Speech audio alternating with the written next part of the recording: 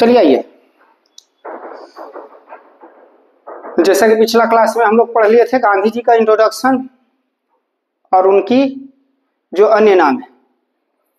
आज गांधी युग का सेकेंड पार्ट देखते हैं, अर्थात सेकेंड क्लासेज, जिसमें हम पढ़ेंगे गांधी जी की पढ़ाई।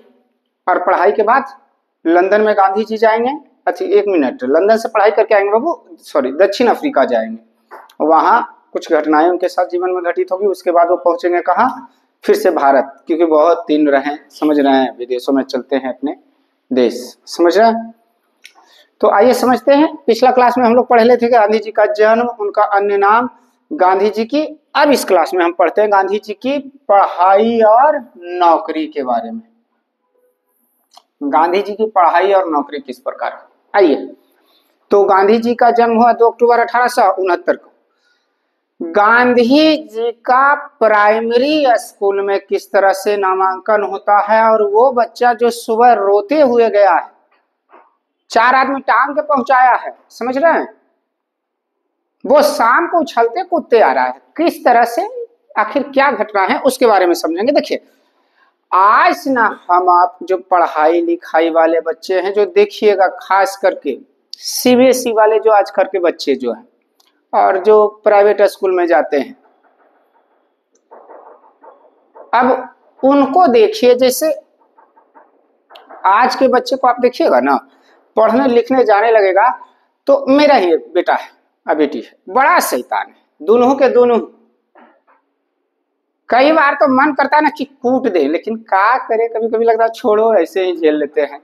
अरे आज के बच्चे को पढ़ने जाने से पहले कहेगा 10 रुपया दीजिए, तब प्रभु, और 10 रुपया ना दीजिए तो कहेगा पढ़ ही नहीं जाएंगे। कभी कभी देखते हैं, ऐसे लगता है कि पढ़ के हमारे ऊपर ये एहसान कर रहा है।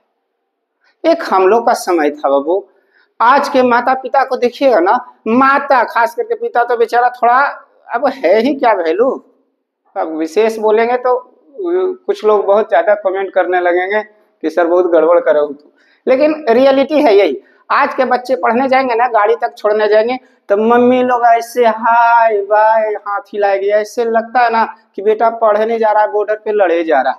एक हम लोग के समय में थे, कूच के पहुंचाते थे ना जी, तू पढ़े, कान पकड़ के मारते, समुच्चय रास्ता ले जा रहे, खींच देते रहे, नहीं जिमी। बाबूजी कहते थे कि तू जीवन कर्मी पढ़ी ना, चल डेंगते यहाँ ही जा रहे हैं। ऊपर से अपने तो समूचे रास्ता डेंगते गेवे किए हैं, वहां भी मास्टर साहब के जाके कह देते थे कि ना पढ़े यार लोहल, यार आइए नहीं लोहल, सर का अलग ट्रीटमेंट चालू है, जो उन्हें कोनवा में मुर्गा बन जो। अब बताइए आज के बच्चे एकदम ऐसे बस पे मम्मी छोड़ेंगे ना, जैसा लगता है बॉर्डर पे लड़े जा रहा है। हमारा ही बेटा बेटी कहेगा 10 रुपया दीजिए तो जाएंगे, नहीं तो नहीं जाएंगे। और डेली का, हम लोग के समय में 10 रुपया, अरे 2 पैसा मिल जाता था, पैसा चलता था हम लोग का, 5 पैसा 10 पैसा, उतना तो नहीं देखे, 5 पैसा 10 पैसा से देखे। अगर 20 पैसा है, वो एल्युमिनियम वाला चौकोर की तरह रहता था, तो क्या बात है जिंदगी के, तो बात कर लेगा, उसमें 20 पैसा भी मायने रखता था, ऐसा नहीं है। लेकिन आज के बच्चे, अब पढ़ने लिखने वाले भी बच्चे बड़ा स्मार्ट हो गए हैं आजकल, देखते हैं तो बड़ा अलग तरह का लगता है। कई बार तो अपने दौर को याद करके ही सोचते हैं कि चलो काश हम भी इसी दौर में पैदा हुए होते, तो एक अलग है। खैर गांधी जी के बारे में आते हैं, कहानी आगे बढ़ती है, इससे होती क्या है। गांधी जी का जन्म 2 अक्टूबर 1869। और गांधी जी का प्राइमरी स्कूल में एडमिशन हो रहा है 1876। 69 में जन्म है, 76 में हुई रहा है, मिला जुला के 5 वर्ष समथिंग। आज भी घर के गार्जियन होते हैं, जब 4-5 वर्ष का हो जाता ना छोटा बच्चा, तो कहता है यार स्कूल पहुंचा दीजिए, पढ़े लिखेगा, इधर रहेगा तो बंचड़ हो जाएगा, समझ गए। गांधी जी के भी पिता तो दीवान है, कोई मामूली आदमी थोड़े हैं, तो क्या ये पढ़ाई लिखाएंगे नहीं? भाई पढ़े लिखोगे नहीं तो भविष्य में करोगे क्या? तो गांधी जी जो है स्कूल, लगभग जब गांधी जी की उम्र 5 वर्ष समथिंग होती है, तो इनके पिता जो है दीवान, जो है दीवान साहब, कौन, करमचंद गांधी, वो कहते हैं तुमको स्कूल जाना है। गांधी जी कहना जाएंगे, कौन सा छोटा सा बच्चा कहता है कि जाए? छोटा बच्चा को ले जाएगा, मैया के बाबू अबरी बार छोड़ दो, आगे मैया हम ना जी भी पढ़े बप्पा। बड़ा अलग तरह का सिस्टम रहता है, समझ रहे हैं ना, बड़ा अलग है। गांधी जी भी उसे करेंगे ना, हम ना जाएंगे पढ़ने के लिए। पिता करमचंद गांधी पकड़े कान, 2-3 घींच के कल चल पढ़ ही नहीं जीवी। मम्मी कहे पुतली बाई की करेगा कुछ ही नहीं पढ़ेगा था, ले जाइए इसको स्कूल में पहुंचा के आइए, दिन भर घरे रहता बन चढ़े करते रहता है। समझ रहे हैं ना। पिता कहे ठीक है तो पहुंचाइए देते हैं आज को। उसको घींच तीर के गांधी जी को प्राइमरी स्कूल में अध्ययन करने के लिए भेजा जाता है बाबू। 1876 में गांधी जी उछलते कूदते जा रहे हैं, नचते कूदते एकदम, मतलब उछलते कूदते मतलब रोते हुए, नहीं जाएंगे तो 4 आदमी पकड़ के 2 हाथ 2 पैर पहुंचा दिया। अरे पहले ऐसा होता था ना, हम लोग पढ़ने नहीं जाते थे ना, तो गुरुजी को पता चलो तो भेजियो देते थे 2-4 पैसे, जो तो रे गांव में स्कूल जो रहता है टांग के लाओ तो रे। अब किस ड्रेस में है विशेष तो चर्चा नहीं करें, उसी ड्रेस में पहुंच जाते थे स्कूल। कभी कभी लगता था हे प्रभु, अच्छा होता अपना ही से चलाते, ही बेइज्जती तो ना होता कम से कम। समझ रहे। तो गांधी जी भी करे कि हम ना जाएंगे, लेकिन गांधी जी को पहुंचा दिया गया कहाँ, स्कूल। समझ गए। और वही गांधी जी की पहली मुलाकात होती है किससे, कस्तूरबा बाई से। समझ गए। कस्तूरबा गांधी जिसे कहिए भाई, नहीं सॉरी, कस्तूरबा गांधी। समझ गए। अब उस समय तो कस्तूरबा ही कहिए। उसी स्कूल में पढ़ रहे हैं, गांधी जी पहुंचे हैं, दोनों मिलते खेलते हैं, उछलते कूदते। छोटे हैं, 5 वर्ष के, क्या है उम्र, समझ रहे हैं, छोटा बच्चा खेलते कूदते। लेकिन गांधी जी जो हैं वही मेन्यो, छोटा सा बच्चा। शाम के जब छुट्टी होता है तो दिन भर पढ़ाई कौन 5-6 साल में करता, खेल ही कूदे में तो स्कूल में लगा रहता। तू सुधरा रहा, स्कूल में बैठ, बस इतनी सी मान्यता है। तो ये जब गांधी जी छुट्टी होता है, बैग टांगते हैं पीठ पे, बैग रहे झोला, एकदम उछलते कूदते आ रहे हैं एक ही टांग पे। समझ रहे हैं ना। गाना भी बड़ा अच्छा गाते हुए, एकदम समझ रहे, गाना गाते हुए, शादी के लिए रजामंद कर ली मैंने एक लड़की पसंद कर ली। समझ रहे हैं कौन, गांधी जी। इनके पिताजी करमचंद गांधी घूम के देख रहे, एकदम घूर के। ये गधावा सुबह तो गेलो नखड़ा करते हुए बड़ा गाना बना गए थे, आया बगल में मम्मी पुतली भाई भी कल के, हाँ सुबह जाए घड़ी तो बड़ी चंट है कि कौन की बात है। कर पिता है आए तो पिता, बात है ना कि जब फर्स्ट बार जब जाता है ना बाल बुतरू स्कूल, तो हम हैं पिता माता होने के नाते, ये सारे आप लोग समझ रहे, एक अलग फीलिंग रहता है। छोटा बच्चा जो कभी नजरों से सामने नहीं हुआ, नटखट, पिता तो थोड़ा इमोशन है, इमोशनल। चलो आए हैं पढ़ के, मम्मी भी एकदम आओ बेटा, देखो जाना चाहिए तुमको, मारते पीटते थोड़े हैं, सुबह तो डंगा के भेजे थे, कल के पढ़े ला तुमको भेजना ही नहीं, जाना चाहिए था। गांधी जी कहें कि कोई दिक्कत नहीं है, मैंने वही छोटा सा बच्चा, अरे कि कोई दिक्कत नहीं है, हम तो बेकार डर रहे थे कि स्कूल नहीं जाना है। वो इतना बुरा भी नहीं है जितना हम समझ रहे थे, बहुत अच्छा चीज है। करमचंद गांधी कहें कि बड़ा की बात है, एक ही दिन में इतना सुधर गया, इतना बड़ा नॉलेज इसको कैसे आ गया, इतना ज्ञानी हुआ। मम्मी एकदम खाना वाना निकाली कि खाओ, एकदम खिला रहे हैं अपने हाथों से, खाओ बेटा कोई दिक्कत नहीं। पापा भी बगल में बैठे हुए, उनको डाउट तो हो ही रहा है कि गधवा आखिर बात की है, तो इतना बड़ा बड़ा ज्ञान वाला बात कैसे कर रही है कि स्कूल खराब चीज नहीं है, अच्छा। पिता बोले कि बात की है रे, क्या बात है, समझ रहे। गांधी जी कहे कि बात कुछ ही रहेगा, तो बोले कि बोलेगा या नहीं बोलेगा। गांधी जी पिताजी को कहे कि एक काम करो, पिता से बोलने में हर बच्चे को डाउट होता है, आज भी कुछ होता है ना तो सबसे पहले मम्मी को बोलेगी। पिता को कहेंगे कुछ बात नहीं है, तू तो फोकट में शक करते रहो, जा अपन काम करेगा, लिखा पढ़ी वाला, बिना मतलब के परेशान करते रहे। मम्मी जब पिता चले गए तो मम्मी से स्थिर से बोले कि देखो मम्मी, हमको स्कूल जाए में कोई दिक्कत उक्कत नहीं है, पर हमको स्कूल में कोई पसंद आ गया है, हम चाहते हैं कि काम करो, हमारा शादी करवा दो। बोले की बात पिता से बोले, कले कि तो तुम बोलो ना भाई। बोले कि नहीं तुम ही बोलो। बोले कि ये कोई मतलब है। बोले कि अच्छा आने दो। शाम को पिताजी आए, मम्मी बोली कि ऐसे ऐसे बोल रहे बुटीक ना करके की बात है, करके देखिए हमको कोई दिक्कत नहीं है, स्कूल बहुत अच्छा है, एक काम करिए हम डेली स्कूल चल जाएंगे, बस हमरा एगो लड़की पसंद आया, शादी करवा दीजिए। करमचंद गांधी कहे कि हमरा सुबह ही डाउट हो रहा कि कुछ तो बात है। गांधी जी को करमचंद गांधी कह के है कनवा लहराने करेगा था, 5 साल तुम्हारा एज है, शादी ब्याह करा दे, हट। भारतीय कानून में बाल विवाह नहीं है, बंद हो गया है। गांधी जी कहे कि अपने तो 3-3 गो 4-4 गो करके बैठे है, 4 शादी करके बैठे है, हमारे एक गो में आपको नखरा हो रहा।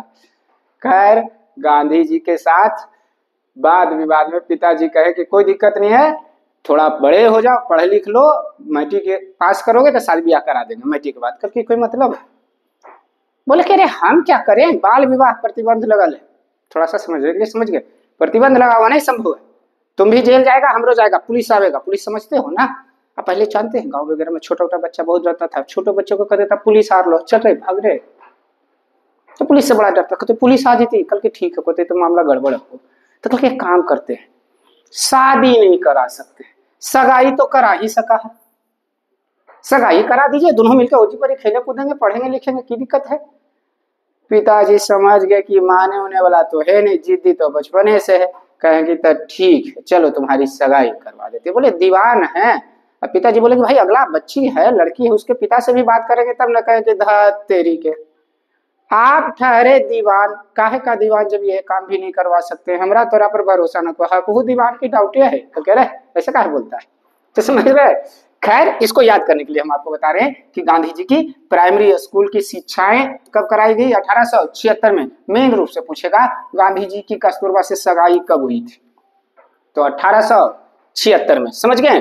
चलिए आइए 1876 के बाद 1881 में गांधी जी राजकोट हाई स्कूल में अध्ययन के लिए जाते हैं। कहाँ? राजकोट हाई स्कूल में।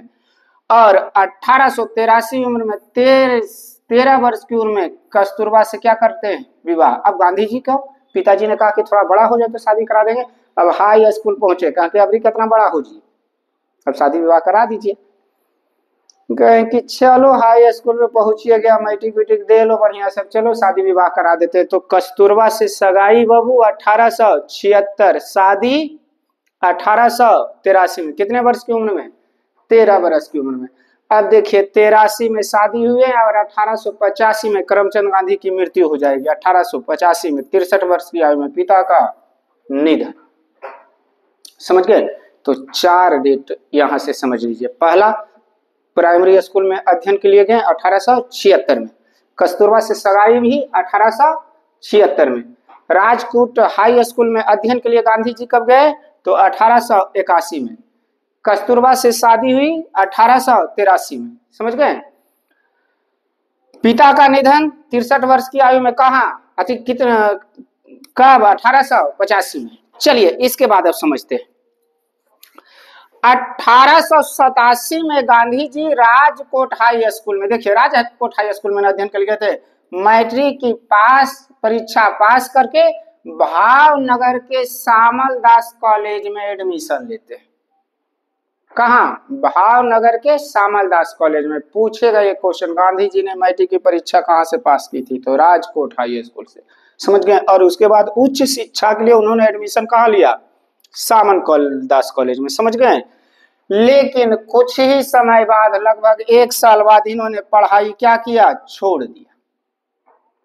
समझे?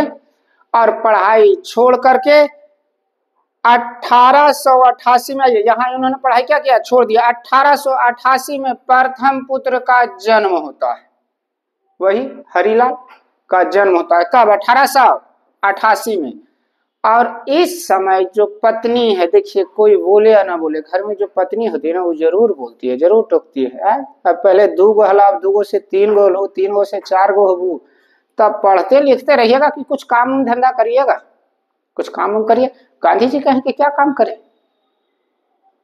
अभी मैट्रिक तो पासे हम किए हैं। बोले तो फिर इरादा की है, आगे पढ़िए, जो कॉलेज जा रहे थे वो छोड़ दिए। बोले अब कॉलेज वॉलेज नहीं पढ़ेंगे, डायरेक्ट वकालत की पढ़ाई पढ़ेंगे। देखिए वकील की नौकरी पहले बहुत अच्छा माना जाता था बाबू। आज भी बोले ना हम आपको कि गांव में आज भी बड़े बड़े लोग कहते हैं कि पढ़ के तू तो वकील बन जाए। देखिए वकील की नौकरी इसलिए अच्छी मानी जाती है क्योंकि एक लड़ाई में 2 वकील का नौकरी कन्फर्म है। समझ गए?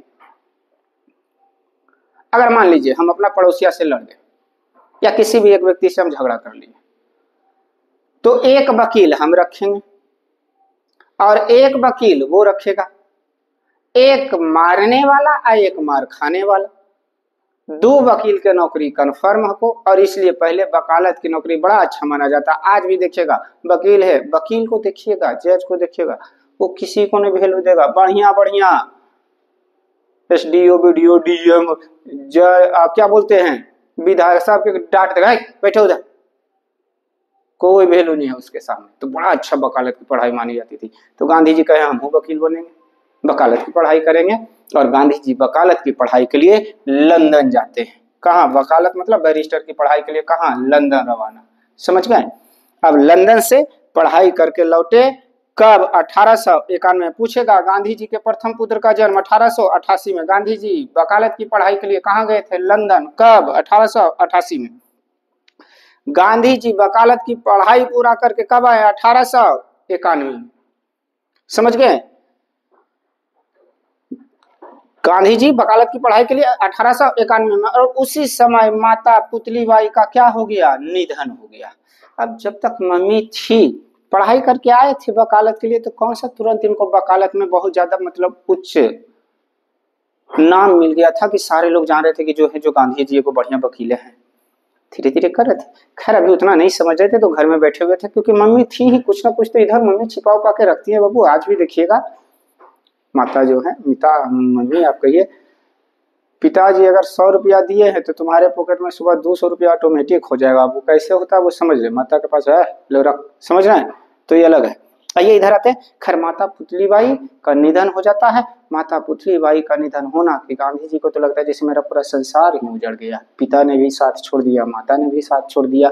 अब पत्नी कह रही है कि अब क्या उपाय है, अब तो कुछ काम धंधा करिएगा। जब तक मम्मी थी कुछ रखे उखे करके बचा कर हम लोग को देते थे, अब तो पढ़ाई लिखाई करके आप वकील बन के आए, तो घर में बैठे से फायदा है। जो भी अगल बगल है कहीं भी कोर्ट वगैरह जहां समझना है आप जाकर के क्या करिए, देखिए अदालत वगैरह में। तो गांधी जी उस समय बंबई तथा राजकोट में थोड़ी बहुत वकालत के लिए जो भी उनको काम मिलता है, इतना ही कि जाएंगे सुबह शाम को आते हैं, साग सब्जी हो गलो बढ़िया। उस समय और क्या है, नए नए वकील है, समझ रहे हैं? तो गांधी जी वकालत की पढ़ाई शुरुआत में करके आते हैं। वकालत तो वकालत करते कहाँ है? बंबई और राजकोट में। समझ गए? यहां से देखिएगा गांधी के जीवन में परिवर्तन आने जा रहा है। अब जो व्यक्ति मोहन था धीरे धीरे महात्मा के रूप में परिवर्तित होंगे। आइए अभी समझते हैं यहां से मेन रूप से जो घटनाएं घटती है क्या है। मामला है 1893 का। गुजरात का एक व्यापारी है दादा अब्दुल्ला, दक्षिण अफ्रीका में ये व्यापार करते हैं। कहाँ? दक्षिण अफ्रीका में। और दक्षिण अफ्रीका में आज भी बताते हैं अभी के सदी में काले गोरे लोगों में बहुत ज्यादा भेदभाव, ऐसी कहा जाता है। अब चूंकि हम दक्षिण अफ्रीका तो गए नहीं है, लेकिन ऐसे कहावतें कही जाती है, ऐसी बातें कि आज भी वहां गोरे लोगों की बस्तियां अलग है और काले लोगों की बस्तियां अलग है। देखते हैं ना दक्षिण अफ्रीका वाला क्रिकेट टीम में एक किशन भयंकर भयंकर दिखतो। तो दक्षिण अफ्रीका में आज भी काले लोगों की बस्तियां अलग है और गोरे लोगों की बस्तियां अलग है। और उस समय तो काले गोरे में और ज्यादा भेदभाव था। इसके साथ साथ व्यापार में भी बहुत ज्यादा भारतीयों के साथ अत्याचार हो रहा था। भारतीयों के लिए एक अलग तरह का परिचय पत्र बनाया जाता था। हर चौराहे पर आपको चेक कराइए तो आगे जाइए। और व्यापारी लोग के साथ तो और ज्यादा उद्योग धंधे में परेशानी थी। दादा अब्दुल्ला एक बहुत बड़े व्यापारी थे। तो देखिएगा आज भी जो बड़े बड़े व्यापारी लोग होंगे ना, बिजनेसमैन, उनका अपना पर्सनल वकील होगा। हमरे तो रनियन्ना रलो के गलो उन्हें भाई उसका अपना वकील होगा। समझ गए? जरा संकोच हुआ तो सारा कानूनी मामला वही देखता है। तो दादा अब्दुल्ला बोले क्या बिजनेस करना है, दूसरे देश में करना है, कानूनी प्रक्रिया यहाँ का समझना है, तो हमको भी एक वकील रखना चाहिए। अब वकील रखे कहाँ से भाई? तो दक्षिण अफ्रीका वाला वकील रखो तो वो सपोर्ट करते, तो मामले गड़बड़ रखो। तो उसी समय अब चूंकि दादा अब्दुल्ला गुजरात के हैं, गांधी जी के बारे में दादा अब्दुल्ला को पता चलता है कि एक वकील है जो लंदन से पढ़ाई करके आया है, नाम है मोहनदास करमचंद गांधी। समझ के? और अभी शुरुआती पीरियड में है, मतलब शुरुआत में है, तो ज्यादा उनको इनकम नहीं हो रहा है, इसलिए उनको जो भी ऑफर देंगे और अच्छा खासा ऑफर देंगे तो मान जाएंगे, क्योंकि बड़े बड़े वकील कहला जाएगा वो अपना देश छोड़ के। अब हमको बिहार में ही रोजगार मिलने लगे जूनियर, हम क्यों जाए? बिहार में ही रोजगार होने लगे तो गुजरात, राजस्थान, महाराष्ट्र क्यों जाए काम करने के लिए? समझ रहे? तो यहाँ गांधी जी के साथ परिस्थितियां दूसरी तरह के हैं। पिता की मृत्यु हो चुकी, माता की मृत्यु हो चुके, इकोनॉमिकल या कहिए फाइनेंशियल थोड़ा आर्थिक तौर पर दबे हुए हैं। तो दादा अब्दुल्ला को पता चलता है, फोन करेंगे, आखिर घर का आदमी जब गुजरात का है तो कुछ तो पूछेगा। गुजरात में फोन कर दे क्या है घर में के कोई वकील उकील हको? कल को हाँ एगो हकूं, लंदन से पढ़ाई करके आई हूँ, नाम हको मोहनदास करमचंद गांधी, बड़ा अच्छा वकील है। अगर उनसे बात किया जाए तो शायद वो मान जाए दक्षिण अफ्रीका आने के लिए। मोहनदास करमचंद गांधी को दादा अब्दुल्ला कहते हैं कि एक काम करिए, बात करवाइए। जब दादा अब्दुल्ला उनसे बात करते हैं तो उनको कहते हैं कि आप काहे को रोज 2-1.5 रुपया और 4 रुपया में लगल हका बम्बई या राजकोट में, आप दक्षिण अफ्रीका आइए, हम आपको अच्छा खासा सालाना पैकेज देंगे। पैकेज आज भी समझते हैं, बड़े बड़े जॉब में रहता कहता कितना का पैकेज है को, दक्षिण अफ्रीका आइए, मेरे उद्योग धंधे जो हम व्यापार करें उसमें थोड़ी कानूनी परेशानियां हैं, उसकी आप देखरेख करिए, हम आपको क्या करेंगे, अच्छे खासे सालाना पैकेज देंगे। गांधी जी तैयार हो जाते हैं, कहते हैं बस यही तो हम चाहिए रह लियो। पत्नी को बताते, पत्नी कहते बस एकदम बढ़िया से तिलक किए गांधी जी को, क्या लगा को अभी आज बढ़िया जतरा लोग। अब पत्नी है, गांधी जी कहते कि तो ठीक है हम निकलते हैं दक्षिण अफ्रीका के लिए। पत्नी तो पत्नी ठहरी, वो भी पैकिंग वुकिंग करे लगे कि रुकिए पैक करते हैं, भाई हम भी तो चलेंगे। गांधी जी कहते कि अरे बुढ़वा का पहले अरे हमको तो जाए दो, पहले वहां जाएंगे, व्यवस्था करेंगे बढ़िया से रहने होने का, फ्लाइट वगैरह लेंगे तब फिर चलेंगे ना, फैमिली को लेकर के सूर्या में लेकर चल जाए तुम लोग भी, पहले हम जाते हैं। खैर गांधी जी के निमंत्रण पर गांधी जी दादा अब्दुल्ला के निमंत्रण पर दक्षिण अफ्रीका के लिए निकलते हैं। समझ गए? अब गांधी जी निकले हैं दक्षिण अफ्रीका के लिए, समझ रहे हैं? दक्षिण अफ्रीका के लिए जब गांधी जी पहुंचते हैं दक्षिण अफ्रीका, तो वो बाबू उस समय शहर पहुंचते हैं कहा, डरबन। समझ गए? कहा? डरबन। दक्षिण अफ्रीका के कौन से शहर में पहुंचे हैं? डरबन में। समझ गए? और डरबन में अब चूंकि देखिए, अगर किसी व्यक्ति को मान लीजिए बिहार आना है, अब बिहार अगर एयरपोर्ट पर उतरा है, पटना में है, गया में उतरा है, तो वहां से आने के लिए बिहार से मान लीजिए राजगीर आना है उसको, तो या तो देखेगा कि कैसे हम जा सकते हैं, बस से जा सकते हैं, पर्सनल टैक्सी कर सकते हैं, या ट्रेन का अगर सुविधा है तो उसी से चल जाएंगे। समझे?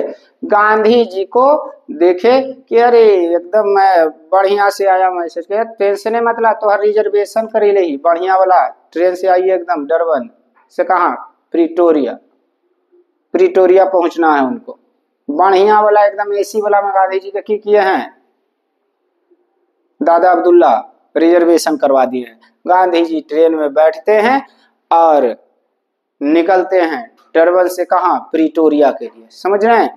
गांधी जी बैठे ट्रेन में, जब ट्रेन खुलती है डरबन से तो बाहर खिड़की के पास सीट है, कितना अच्छा नजारा लगता है, बाहर के नए शहर में गए, नए देश में गए हैं। समझ रहे हैं?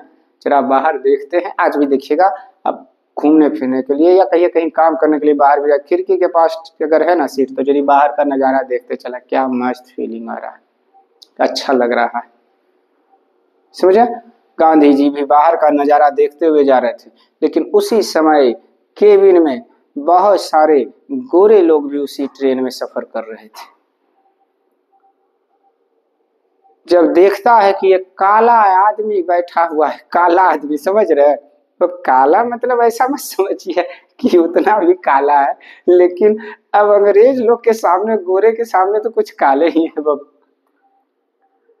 तो गांधी जी को देख के कहता ये काला आदमी कैसे बैठ गया ट्रेन में, वो भी हम लोग के डिब्बे में, कोई और ट्रेन से आए। तो गांधी जी को पहले तो ऊपर से नीचे देखता है, अब 2-4 आदमी है गोरा लोग,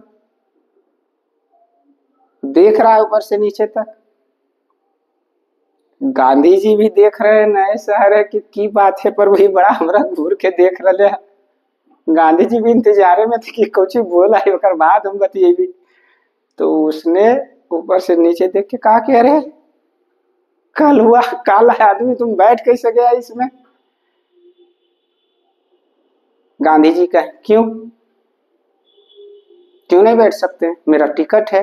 बोले कि देखिए अंग्रेज लोग, पहले जो गोरे लोग थे बढ़िया से कहा कि देखो इसमें काला आदमी अलाउ नहीं है, काला आदमी इसमें सफर नहीं कर सकते, वो भी अगर करना ही है तो किसी और डिब्बे में चले जाओ।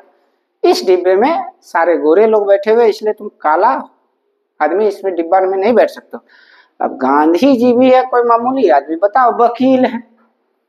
आज भी कुछ लोग बहस वहस करे लगे, कहते तू वकालत झाड़नी जादे, गांधी जी तो है ये है वकील, तो वकालत नहीं झाड़ेंगे। वो कहे कि काहे चल जाएंगे कोई और डिब्बा में, अब बोगी में है, ये कौन सा तरीका है। हमारा रिजर्वेशन इस बोगी का है, इस बर्थ का सीट है, तो हम इसी में जाएंगे।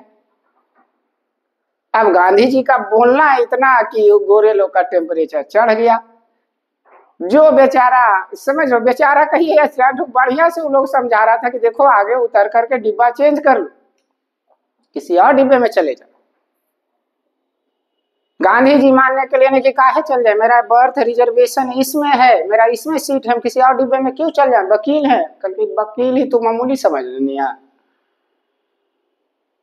गांधी जी वकालत झाड़ना शुरू किए। अब वो लोग कहा जो बढ़िया से बगल की समझा रही हो तो थोड़ा समझ में ना आ रहा हल, अरे आ रहा है कि नहीं तुमको समझ में आ रहा है। देखो अगला स्टेशन आ रहा है, वहां ट्रेन रुकेगी, तो क्या करना, उतर के कम से कम नए ट्रेन चेंज कर सकते हो तो बोगी चेंज कर लो, जहाँ काले उले लोग बैठे हुए उसमें चल जाओ, एसी वाला में घुस के कहा बढ़िया से एकदम ये बैठ गया तो गजब हाल। गांधी जी समझ गए कि लगता है मामला बड़ी गड़बड़ है, गलत जगह हम फंस गए। थोड़ा बोले कि देखिए हमको इसमें वर्थ है, आप लोग क्यों हमको परेशान करें, परेशान नहीं कर रहे हैं आप, वो एकदम रुका परेशान नहीं कर रहे हैं। अगला स्टेशन जैसे ही आएगा उतर जाना बढ़िया से, और अगर नहीं उतरा तो तुमको उठा के हम बाहर फेंक देंगे। इतना बोलना कि गांधी जी कहें कि ये तो बड़ा मामला गड़बड़ है। उन्होंने कहा कि देखिए मेरा बर्थ ही इस सीट का है और इस ट्रेन का है, इस बोगी का है, तो हम इसी में बैठेंगे, हम उतरेंगे नहीं, आप फेंकने के लिए स्वतंत्र हैं, आप फेंक सकते हैं पर हम उतरेंगे नहीं। ऐसा कहा जाता है कि जब डरबन स्टेशन से जो ट्रेन खुली है प्रिटोरिया के लिए, रास्ते में एक स्टेशन पड़ता है पीटरमैरिट्जबर्ग। कौन सा स्टेशन, पीटरमैरिट्जबर्ग। उस स्टेशन पर जब ट्रेन रुकती है तो गांधी जी को दो आदमी पैर और दो आदमी हाथ पकड़ के पोटरी गेठरी सामान के साथ देखो बाहर फेंक देता, उठाया दो आदमी मिलके उठा के करके रखलवा बाहर।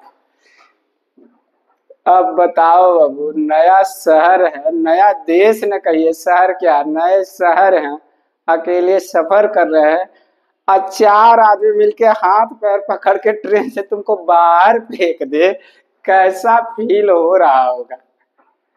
वो भी ऐसे नहीं कलुआ कह के फेंक दिया कि तुम कलुआ है, कैसे इस पे चढ़ गया। गांधी जी कह के तो मामले गड़बड़ लगा, को गलत जगह की हम आगे लिया, इस सब अगर गोर होती तो जने जी भी वहीं फेंक देती।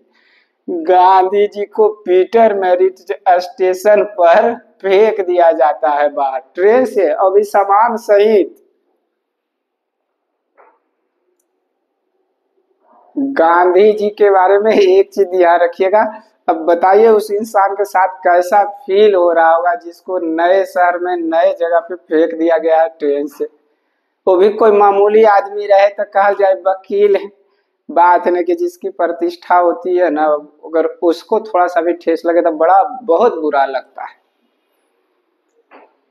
गांधी जी दूसरी ट्रेन से पहुंचते हैं प्रिटोरिया दादा अब्दुल्ला के पास। अभी फिलहाल इतना ध्यान रखिए कि गांधी जी दक्षिण अफ्रीका किसके निमंत्रण पर पहुंचे थे, कौन से व्यापारी, तो दादा अब्दुल्ला। कब, 1893 में, समझ गए। गांधी जी दक्षिण अफ्रीका के कौन से शहर से में सफर करने रहे थे, डरबन। डरबन से कहां के बीच, प्रिटोरिया के बीच। तो कौन से स्टेशन पर गांधी जी को ट्रेन से बाहर फेंक दिया गया था, तो पीटरमैरिट्जबर्ग, यह स्टेशन ध्यान रखिएगा। गांधी जी को दक्षिण अफ्रीका में कौन से स्टेशन पर बाहर फेंका गया, तो पीटरमैरिट्जबर्ग। खैर गांधी जी अब सर सामान उठाए, देखे कि प्रभु कोई ट्रेन आ जाए, दूसरा चलेंगे। अब जैसे ही दूसरी ट्रेन आती है, गांधी जी चढ़ते, उसे ट्रेन में से फेंक दिया, कल के अब यो कोई बोगी में नहीं तू चढ़ेगा। आया दूसरा स्टेशन, ट्रेन पकड़े, गांधी जी पहुंचे वही दादा अब्दुल्ला के पास। छीत बिछीत अवस्था में आदमी को फेंक तो दिया है, था कैसा फील हो रहा होगा। खैर दादा अब्दुल्ला जैसी महात्मा गांधी को देखते हैं, मोहनदास करमचंद गांधी को कहिए, महात्मा तो बनेंगे चंपारण में आके। तो मोहनदास करमचंद गांधी जी को या गांधी को दादा अब्दुल्ला कहते हैं कि बताइए गांधी जी, मोहन जी, कैसा रहा सफर? हैप्पी जर्नी रहा ना? हैप्पी जर्नी, समझ रहे हैं? गांधी जी ऊपर से नीचे देख कर दादा अब्दुल्ला को कहते हैं कि हैप्पी जर्नी।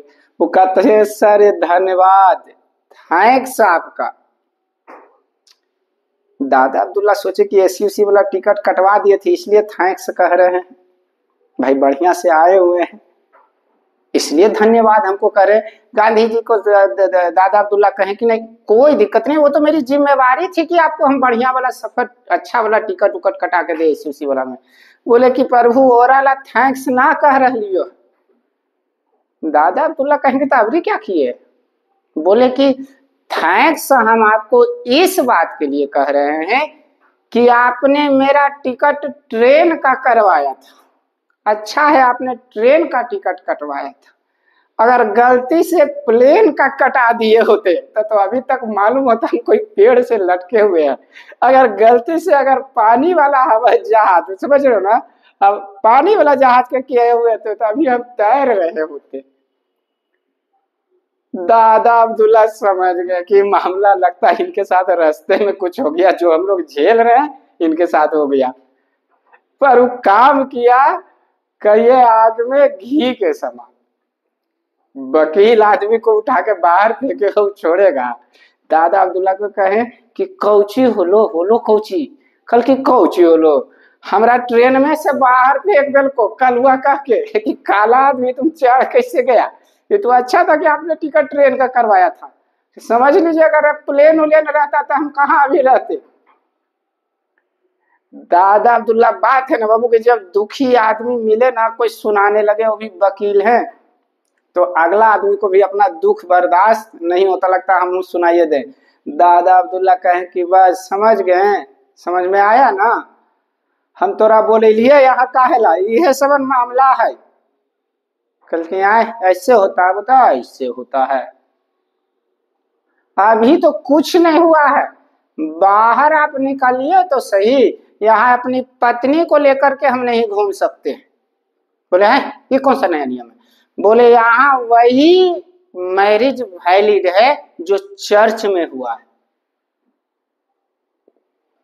जो भी अंग्रेज लोग थे वो मुख्य रूप से ईसाई धर्म को मानते थे, समझ गए? तो चर्च में हुई शादी को ही वहां वैलिड था। अब बोला बाकी, तो बोला बाकी कुछ नहीं, आप उसके लिए पंजीकरण करवाइए पहले, रजिस्ट्रेशन, और वो भी वो लेके चलिए, मेरा नाम दिलीप कुमार, पत्नी और मेरी पत्नी का भी नाम रहे और उसका पति दिलीप कुमार। अगर नाम चेंज हो गया तो अपने वाला तो अपना पत्नी का नाम बड़ा मुश्किल है। और गलती से अगर आधार कार्ड मतलब भुला गए तो मामला और गड़बड़। भारतीयों के खिलाफ, खास करके भारतीयों के खिलाफ पंजीकृत यहाँ नियम है। गांधी जी कहे धात तरीके, ये तो अच्छा हो हम अपन वाला का नाली लिया प्रभु, मामला और गड़बड़ हो जाता है। मनी मन अब बोले कैसे, मनी मन कर था से प्रभु हम ना लाए थे, ये तो मामले मेरे साथ गड़बड़। अब पत्नी के सामने बाबू कोई और बेइज्जती कर देता और दिक्कत है, उठा के बाहर फेंक देता, कितना भयंकर लगता। पत्नी करे धात तरीके काहे का वकील, फेंक दिल को तोरा बाहरी। तो गांधी जी कहे कि चलो बेइज्जती होने से तो हम बच गए, कम से कम नहीं लाया तो अच्छा है। चलिए आगे बढ़ते हैं। दक्षिण अफ्रीका में गांधी को छेड़े हैं, याद रखिए यही वो गांधी है जो पूरे दक्षिण अफ्रीका का हालत खराब कर देंगे अंग्रेज लोग का। आइए ना आगे समझते हैं। तो आप छेड़ रहे हैं किस व्यक्ति को, ये भी जरा सोच लीजिए। व्यक्ति पढ़ा लिखा आदमी से उलझोगे तो वो बोलेगा कम करेगा ज्यादा। आदमी की स्थिति क्या है? अब दक्षिण अफ्रीका में गांधी जी के बारे में जानते हैं क्या क्या हो रहा है। दक्षिण अफ्रीका में गांधी समझ रहे हैं? अब कहाँ जानेंगे? दक्षिण अफ्रीका में। ओफ, ये क्या हुआ? चलिए आइए ना समझते हैं। अब मामला है क्या, कहाँ पढ़ेंगे? दक्षिण अफ्रीका में गांधी।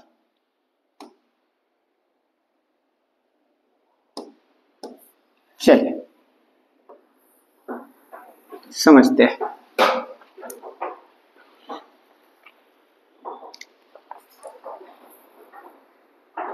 गांधी जी को कौन से स्टेशन पर फेंका गया? Peter Maritzburg. कहां से यात्रा कर रहे थे? डरबन से प्रिटोरिया के दौरान। फेंकते वक्त कुछ कहा कि तू कलुआ है, नेटाल पोटाल आदमी है। कैसे चढ़ गया इस पर? नेटाल पोटाल आदमी नहीं लगता है, जबकि बेचारा काला वाला कोट बढ़िया से एकदम पहने हुए हैं। देखिए लग रहा है आज भी अगर कोई कोट वोट पहन ले ना, खास करके तो कोई बोलता ही रहा मस्त है, समझ रहे हैं ना। अब यहाँ गांधी जी के साथ मामले उल्टा पुल्टा हो गया है। अब उल्टा पुल्टा है, छेड़ा है तो छोड़ेंगे नहीं। अभी गांधी जी को छेड़ा है, वो तो छोड़ेंगे नहीं, बचपने से जिद्दी है। वो कहेंगे तुम छेड़ा है तो तुमको छोड़ेंगे नहीं।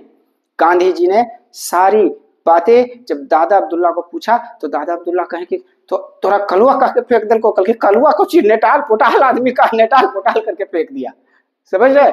तो गांधी जी को दादा अब्दुल्ला वहां की सारी स्थिति से अवगत कराते हैं। गांधी जी कहते कि रुकिए, अब आप टेंशन फ्री हो जाइए, हम देख लेंगे, हम समझ लेंगे ये लोग से कुछ कर लेता है। समझ रहे हैं? तो गांधी जी की कार्यकाल के दक्षिण अफ्रीका में जो 1893 से 1914 तक रहेगा। क्यों? क्योंकि 1915 में गांधी जी भारत आ जाएंगे। समझ गए? 9 जनवरी 1915 को, जिसे हम मनाते हैं प्रवासी भारतीय दिवस। समझ गए बाबू? आइए इधर देखते हैं। चलिए दक्षिण अफ्रीका, हाँ 9 जनवरी 1915 को भारत लौटेंगे और 9 जनवरी को आज भी हम मनाते हैं प्रवासी भारतीय दिवस। तो अब 1893 से 1914 तक के मामला देखते हैं कि आखिर है क्या। तो मामला है 1894 का। गांधी जी दक्षिण अफ्रीका में कहें कि मामला हको को चाहिए, तो बोले यहाँ जितना हको भारतीय लोग और खास करके जो काले लोग हैं उसके साथ बड़ा दुर्व्यवहार होता है, उसको सब कता नेटाल पुटाल है। तो कैसे तुम गोरे लोगों के बीच में बैठ गया? समझ गए?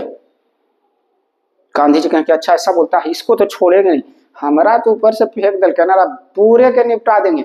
गांधी जी 1893 में बाबू दक्षिण अफ्रीका में अपनी पहली पार्टी कहिए या पहला संगठन करिए उन्होंने बनाया कि हमारा नेटाल पोटाल कहा है ना, हम संगठन ही बनाएंगे, नेटाल इंडियन कांग्रेस। नेटाल पोटाल का है हमरा का, तो हम बनाइबे करेंगे नेटाल इंडियन कांग्रेस। जो नेटाल पोटाल आदमी हुआ करके इस संगठन में जुड़। और क्या मामला है सब बताओ। तो पूछेगा गांधी जी ने दक्षिण अफ्रीका में नेटाल इंडियन कांग्रेस की स्थापना कब की थी? तो 1894 में। या नेटाल इंडियन कांग्रेस की स्थापना गांधी जी ने कहा किया था? दक्षिण अफ्रीका में। गांधी जी को नेटाल याद किसे रहेगा? नेटाल पोटाल का के कलवा का के फेंक दिया। तो नेटाल इंडियन कांग्रेस की स्थापना गांधी जी ने किया 1894 में। कहा? दक्षिण अफ्रीका में। समझ गए? अब बात है कि गांधी जी ने संगठन तो बना लीजिए, मान लीजिए कि वहां हम गए हैं दक्षिण अफ्रीका में, कहीं एक जगह पर एक अच्छा सा खासा थोड़ा सा संगठन बना लिए। समझ गए? अब संगठन तो बना लिए, तो संगठन में जुड़ेगा लोग कैसे, उसके बारे में जानेगा तब ना कि नया नया वो पार्टी बन लो है नेटाल इंडियन कांग्रेस दक्षिण अफ्रीका में। गांधी जी 1 दिन 2 दिन 4 दिन 10 दिन 20 दिन साल 6 महीना वेट किए। अब बात है 1894 से, अब देख लीजिए मामला है 1903 का। कुछ ही लोग संगठन में जुड़ने लगे जो धीरे धीरे जाने जुड़ रहे थे, लेकिन 1894 1903 में मामला अच्छा खासा हो जाता है बाबू। 9 साल के लगभग। 9 साल में उतनी नहीं उससे जुड़े लोग जितना गांधी जी को उम्मीद थी कि लोग जुड़ेंगे, अपनी परेशानियां बताएंगे। गांधी जी की निराश थोड़ा होने लगते हैं कि लगता है ये प्लान यहाँ सक्सेस नहीं होगा, क्योंकि गांधी जी सारे लोगों को देखिएगा एक जगह जमा होकर के गांधी जी यहां से एक वर्ड उपयोग करेंगे, सत्याग्रह, सत्य के लिए आग्रह। समझ गए? लेकिन लोग जमा हो तब ना। एक दिन शाम को बैठे हुए हैं दादा अब्दुल्ला के साथ गांधी जी, तो गांधी जी को देखे दादा अब्दुल्ला की थोड़ा निराश लग रहे हैं। पूछे कि क्या हुआ मोहन जी, अरे मोहनदास करमचंद गांधी हुआ कौची, जिससे उम्मीद है वही आज निराश बैठा हुआ। बोले काहे का उम्मीद है, संगठन बनाए लोग जुड़ नहीं रहे। बोले क्यों? बोले अब हम ये कैसे बता सकते हैं कि क्यों नहीं जुड़ रहे हैं? तो दादा अब्दुल्ला ने कहा कि जानेगा तब ना जुड़ेगा। प्रचार उचार करवाए हैं, अरे एक आदमी डीजे बजा के बढ़िया से अनाउंस करवा दीजिए। गांधी जी कह के ऐसा ऐसा तो बात करो, जो पैसा दे हो हिया खर्चा कर दिए, घरे में पत्नी या बच्चा उच्चा कुछ कुल करते कल की 10 तारीख। आप टेंशन काहे ले रहे हैं, हम है ना, तो सब हम करवा दे, तू टेंशन मत ला, प्रचार के लिए जितना खर्चा होगा पैसा हम देंगे। तो गांधी जी की पहली पत्रिका आती है बाबू द इंडियन ओपिनियन। नाम देखिए कितना अच्छा है, द इंडियन ओपिनियन। द लगाया जाता है किसी सम्मानीय व्यक्ति के आगे अंग्रेजी में, इंडियन मतलब भारतीय, ओपिनियन मतलब राय, भारतीय सम्मानित भारतीयों की राय, समझ गए, सम्मान के साथ बुलाया जा रहा है द इंडियन ओपिनियन। पूछेगा गांधी जी की पहली पत्रिका या अखबार कौन था, द इंडियन ओपिनियन, समझ गए, जिसका प्रकाशन हुआ 1903 में। और उन्होंने उस पत्रिका को घरे घरे फेंकना, सुबह जैसे पेपर बांटता है पहुंचाना शुरू किया। सबने पढ़ा कि अरे कोई वकील आया है और हम लोग की राय चाह रहा है, द इंडियन ओपिनियन, भारतीयों की राय कि क्या है, आपके साथ क्या परेशानी है, समझ रहे। अब गांधी जी ने प्रचार करवाया, लोग जम के आना शुरू हुए। अब जम के आएंगे तब बैठिएगा क्या, कोई बैठेला जगह होगा चाहिए ना, जहां बैठ के लोग राय मशवरा विचार कर सके उस मामले पर। यहां से गांधी जी को देखिएगा 1904 में फिनिक्स आश्रम की स्थापना, फिर से समझ लो, गांधी जी दक्षिण अफ्रीका में द नेटाल इंडियन कांग्रेस की स्थापना 1894 में, समझ गए। द इंडियन ओपिनियन अखबार की जो उनकी पहली पत्रिका है प्रकाशन 1903 में। अब मामला है कि जो 1894 से जितने लोग नहीं जुड़े थे 1903 में, एक बार प्रचार करना कि साहब धाई धाई, तकलीफ में आदमी है सारा, लेकिन सुनाए तो किसको सुनाए। उसी समय पता चला कि एक वकील आया है जो हमारी सारे लोगों की तकलीफ सुन रहा है, और उसने प्रोमिस किया, वादा किया कि हम दूर कर देंगे, समझ गए। सारे लोग पहुंचना शुरू किए, तो बैठोगे कहाँ, तो गांधी जी ने बनाया द फिनिक्स आश्रम। कुछ ध्यान रखिएगा, गांधी फिनिक्स आश्रम की स्थापना किसने की थी, तो महात्मा गांधी ने। कहा, दक्षिण अफ्रीका में, कब, 1904 में। अब सारे लोग बैठे तो सारे लोग अपना बस वही हाल है, एक दुखी बैठा है दूसरे दुखी लोग के साथ, तो सारे दुख रोना धोना चालू। मैया बड़ी कष्ट हो बप्पा, अपनी पत्नी को बाजार नहीं घुमा सकते हैं, ले नहीं जा सकते हैं, इधर उधर हो गलो, काट छूट गलो तो अपने वाला कपन करना मुश्किल है, समझ रहे। गांधी जी कहें टेंशन मत लीजिए, हम हैं। गांधी जी ने पहली बार बाबू भारतीय मूल पंजीकृत के खिलाफ 1906 में गांधी जी ने क्या किया, वहां अनशन शुरू कर दिया, सत्याग्रह, समझ गए, भारतीय मूल के पंजीकरण के खिलाफ, समझ गए। 1906 में विवाह, गांधी जी के जीवन का प्रथम सत्याग्रह, समझ गए। भारतीय लोगों के विवाह के खिलाफ, मतलब था कि भारतीय लोग जो शादी करके आए हो यहाँ पत्नी को लेकर के, पत्नी नहीं, तुम्हारा यहाँ के कोर्ट में मान्यताएं नहीं है कि तुम्हारी पत्नी है, पत्नी वही है या उसी का शादी विवाह वैलिड है जिसकी शादी चर्च में हुई है। अब गांधी जी कहेंगे हम हिंदू हैं, भारत में विवाह किया तो वहां जाके चर्च में शादी कर लेते हैं, या वहां से शादी करेला दक्षिण अफ्रीका आते लेके, तो गजब हाल है। तो गांधी जी ने जीवन का पहला सत्याग्रह 1906 में कहा किए, दक्षिण अफ्रीका में, समझ गए। सत्याग्रह, अच्छा एक चीज और समझिए, ये बड़ा अच्छा है सत्याग्रह के लिए, सत्य हेतु अहिंसक संघर्ष, अहिंसक संघर्ष, सत्य के लिए आग्रह। देखिए इसमें बड़ा ही अच्छा अर्थ है, इसको जरा समझिए आखिर ये है क्या सत्याग्रह। गांधी जी कहते हैं कि अगर कहीं आप इतने सक्षम नहीं हैं कि लोगों को अपनी ताकत से आप जवाब दे सकते हैं, तो उस जगह आप उस व्यक्ति से आग्रह करिए सत्य के लिए, जिस सच्चाई पे आप चल रहे हैं कि सर मेरी कोई गलती नहीं है, हम तो आपसे रिक्वेस्ट कर रहे हैं कि हम लोग का सहयोग करिए। हम ये नहीं कह रहे हैं कि भारतीय लोग, आपसे इतना कह रहे हैं कि हम लोग भी भारत में विवाह किए, यहाँ पत्नी को लेकर आए हैं, तो हमारी भी तो पत्नी, अब उसके लिए हम पंजीकृत करने कराने के लिए जो आप बात करते हैं, उसके लिए जहां भी ब्लॉक अनुमंडल में जाते हैं वो अलग कमीशन खोजता है, इतना दो तो ठीक है, नहीं तो नहीं करेंगे। ये वो कार्ड बनवाना है तो बड़ी परेशानी है। तो हम इतना चाह रहे हैं कि आप उसे मानिए। तो गांधी जी कहें कि जहां तुम्हारी ताकत काम नहीं कर रहा, जहां लग रहा, अब जैसे मान लीजिए आप किसी जगह, बहुत सारे लोग हैं ऐसे जो आपसे ताकत में ज्यादा बलशाली हैं, आपसे ज्यादा ताकतवर है, वो 50 आदमी है, आप 5 आदमी हैं। अब वहां जाइएगा और हाथ पैर खींचिएगा, तब मड़ोड़ उड़ दिया टेढ़ा टेढ़ा हो जीवा, पुष्पा पाली भिकले में झुकेगा नहीं, झुकेगा नहीं, कुछ मालूम वाला झुकले ही हो दिन में एक साइड, समझ रहे हैं। तो ये मामला गड़बड़ हो जी। तो गांधी जी कहते कि नहीं, वहां लड़ाई झगड़ा मत करिए, आग्रह करिए सत्य के लिए। समझ गए? गांधी जी का सत्याग्रह का मतलब समझ, कहते हैं कि लड़ाई झगड़ा मत करो, क्योंकि तुम वहां लड़ाई में जीत ही नहीं सकते हो, तो आग्रह करो। अब ज्यादा एड़ा टेढ़ा करोगे तो मामला गड़बड़ हो जाएगा, है ना। बड़े बुजुर्ग कहते हैं बाबू कि ताकत कम और गुस्सा ज्यादा बराबर में पिटाई के लक्षण। समझ रहे हैं ना, ये सब बड़े बुजुर्ग का कहावत है कि अगर ताकत कम है और गुस्सा ज्यादा कर रहे हो तो इक्वल टू पिटाई के लक्षण। समझ रहे ना, ये कहानी है। अब यहाँ गांधी जी कहते हैं कि सत्य के लिए आग्रह करो, लड़ाई झगड़ा मत करो।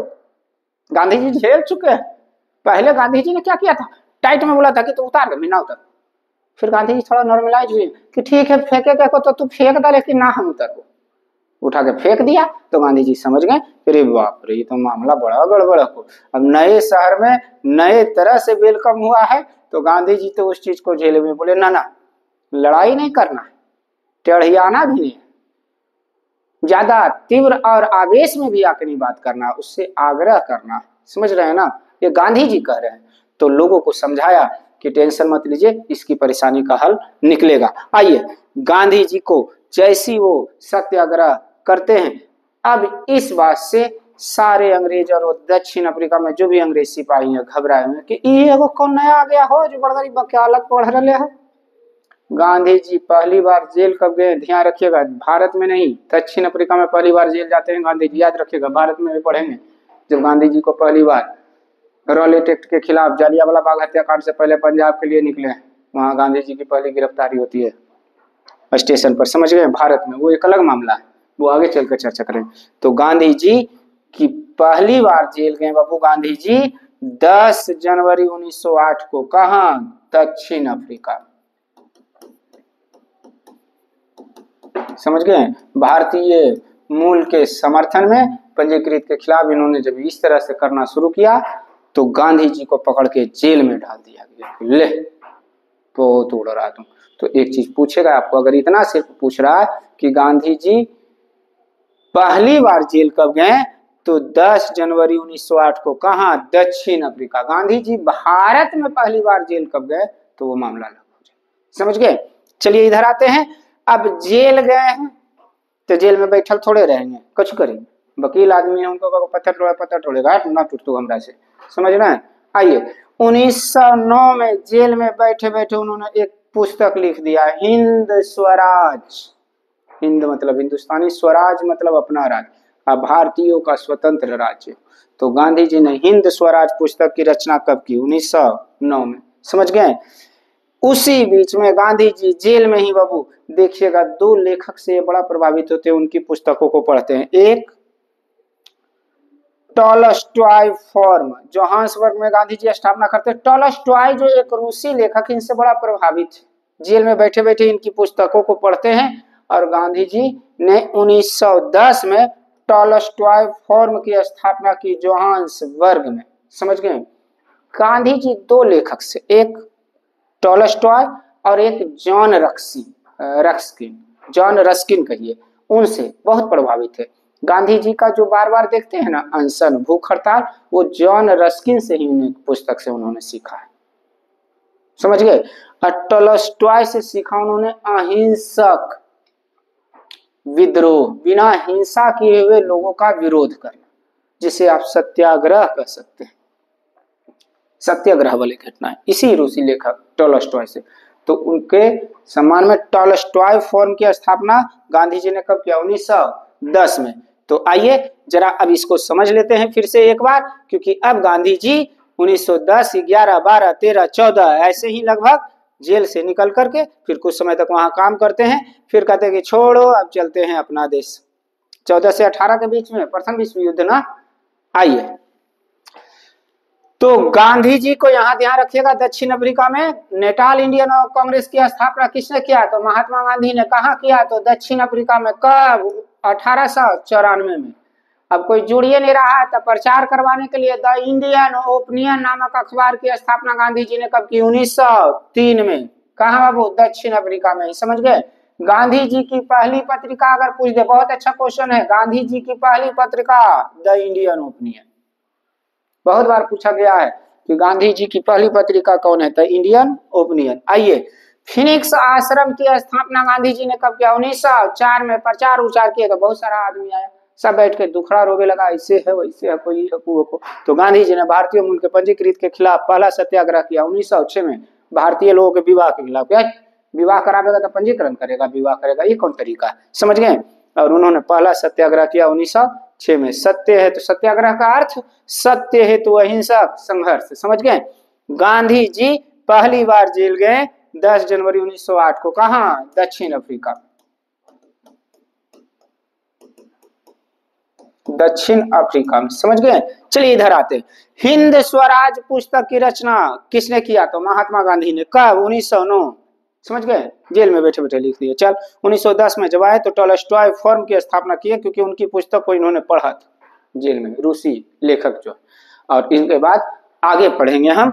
अब भारत में गांधी जी का आगमन होने जा रहा है, गांधी युग की शुरुआत। अब गांधी जी हमेशा के लिए भारत लौटेंगे, सारा बोरिया बिस्तर समेट के 9 जनवरी 1915 को। और इसीलिए आज हम 9 जनवरी को प्रवासी भारतीय दिवस मनाते हैं। प्रवासी भारतीय मतलब वैसे भारतीय जो कहीं और विदेशों में रहते हैं, उनके सम्मान में हम प्रवासी भारतीय दिवस मनाते हैं। समझ गए? कब? 9 जनवरी को। 9 जनवरी के बाद हम पढ़ेंगे प्रथम युद्ध के समय 14 से 18 गांधी जी भारतीय युवाओं को कहेंगे कि अंग्रेजों का साथ दीजिए। भारतीय युवा लोग को कहेंगे कि अंग्रेज का साथ दो, अंग्रेज ही भारत में विकास कर सकता है, क्योंकि यहाँ तो छोटे छोटे देशी रियासत राजा लोग अपना ही लूट खरोश में लगा हुआ है। तो गांधी जी को सब कहेगा ना, ये बुढ़वा आया है तो मामला गड़बड़ के लिए पगलाल ही। गांधी जी को उस समय कहा जाएगा भर्ती कराने वाला सर्जेंट ही। समझ रहे हैं? भर्ती कराने वाला सर्जेंट। देखिएगा, चलिए इधर आते हैं, आगे चल करके समझेंगे। गांधी जी भारतीय, कृष्ण गोखले। आइए, टॉलस्टॉय फॉर्म, साबरमती आश्रम, यहाँ कहीं होना चाहिए। हाँ, भर्ती कराने वाला सर्जेंट महात्मा गांधी को कहा। ये सब घटनाएं कल पढ़ेंगे। उनके राजनीतिक गुरु कौन बने? गोपाल कृष्ण गोखले। उनका निधन हो जाता है। मामला गांधी जी को सब पता कि बड़ा है। अच्छा, गांधी जी का जन्म याद रखिएगा 2 अक्टूबर 1869 को। दिन था शनिवार। गांधी जी को सब शनिचरा भी कहता था। डेट निकालिएगा जरा बढ़िया से। दिन डेट तो समझिए रहे, दिन निकालिएगा। 2 अक्टूबर 1869 को कौन सा दिन था? कैलेंडर कोई रीजनिंग में पढ़े हुए तो निकाल सकते हैं। तो 2 अक्टूबर 1869 शनिवार। गांधी जी को सब शनिचरा बोलता था। गांधी जी भारतीय युवा लोग कहते हैं भर्ती कराने वाला सर्जेंट है। गोपाल कृष्ण गोखले को अपना राजनीतिक गुरु मारते हैं, वो निपट जाता है। कलकत्ता सतीशबाद जिसके जीवन में गया उसी को निपटा दिया। तो गांधी जी का भारत में भी स्थिति इतना आसान नहीं है बाबू। भारत में भी गांधी जी को कई बार देखिएगा कि ऐसी स्थितियां आती है जहां गांधी जी के ऊपर बम तक फेंका जाता है, जब हरिजन उत्थान यात्रा निकालेंगे तो। समझ गए? गांधी जी और भीमराव अंबेडकर के बीच पूना पैक्ट, एक समझौता हुआ। उसके बाद गांधी जी हरिजनों को सम्मान देने के लिए हरिजन उत्थान यात्रा निकालते हैं। समझ गए? तो इस बीच में गांधी जी की उस यात्रा के दौरान गांधी जी के ऊपर बम फेंका जाता है। गांधी जी का धोती फट के हाथ में फट के रूमाल हो गई। तरीके तो निपटाइए देता, बंद कर। मामला आगे क्या है? बहुत गांधी बड़ा अच्छा चैप्टर है, पढ़ने में आपको बड़ा मजा आएगा। फिलहाल अभी यहाँ तक ध्यान रखेगा, बाकी अगले क्लास में गांधी युग बहुत लंबा चैप्टर है, काफी अच्छा खासा है, आपको इससे चैप्टर समझ में आएंगे और इससे क्वेश्चन आएंगे। अब ऊपर ऊपर पढ़ा देना एक अलग चीजें हैं, लेकिन अभी फिलहाल इतना ध्यान रखिएगा।